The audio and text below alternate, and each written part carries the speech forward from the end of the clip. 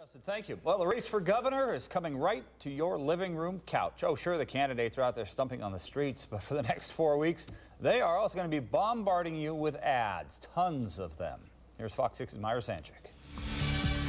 Scott Walker has divided our state. New television ads are being launched by both the Walker and Barrett campaigns. We added more funding for Medicaid programs. And estimates project candidates and political action groups could spend in excess of $50 million in Wisconsin by June 5th's election. Never so much money has been spent to influence so few people, because the politicians know, the candidates know, that most of their base on both sides is set.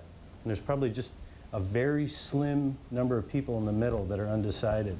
And all of this money, unprecedented money, is coming in to influence a very small percentage of people. Thursday, Mayor Barrett took his campaign to Governor Walker's home turf, Wauwatosa, to meet with voters in the neighborhood. We have a situation now where neighbors don't want to talk to neighbors about politics because it's too bitter, and relatives can't talk to other relatives about politics because it gets too heated, and it doesn't have to be that way. Governor Walker spoke to insurance agents gathering for a convention in the Wisconsin Dells. The governor attacked Mayor Barrett as he spoke to reporters. We ultimately created a better foundation for jobs in this state. Mayor Barrett has failed in the city of Milwaukee, and he's going to try and apply that same failed leadership to the state of Wisconsin. Now, on the television advertising front, the owner of Stir Marketing says with all the political ads on the airwaves, it's crowding out time for other advertisers and their commercials. So you'll probably see more and more political ads and fewer for sandwich shops and department stores. Brad? Which, Myra, as you know, is a headache for our poor guys in sales, women in sales too. They got to go out and tell the long-term clients we got to move the ad because we got political ads.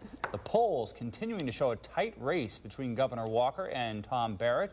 A new Rasmussen survey shows 50% of the state's likely voters prefer Walker.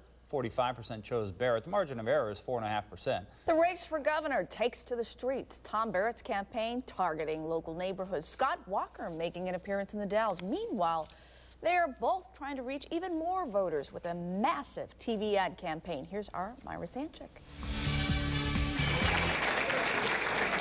Governor Scott Walker got a standing ovation as he spoke to insurance agents at a convention in the Wisconsin Dells. He talked to reporters about a letter top Republicans sent to Democratic challenger Tom Barrett Thursday. He said he wants to undo what's happened over the last year. He should explain what he'd do.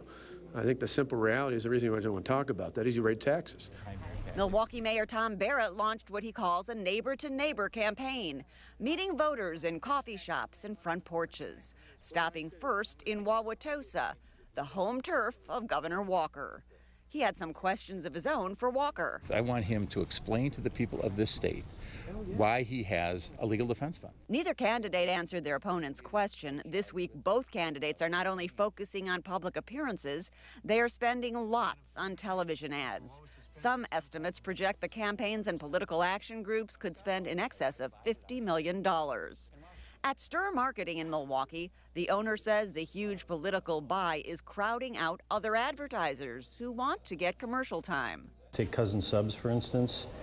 Retail company, they need to have a presence. And we're going to see $50 million worth of TV inventory go off the shelf in the next 4 weeks. Myra Sanchick, Fox 6 News.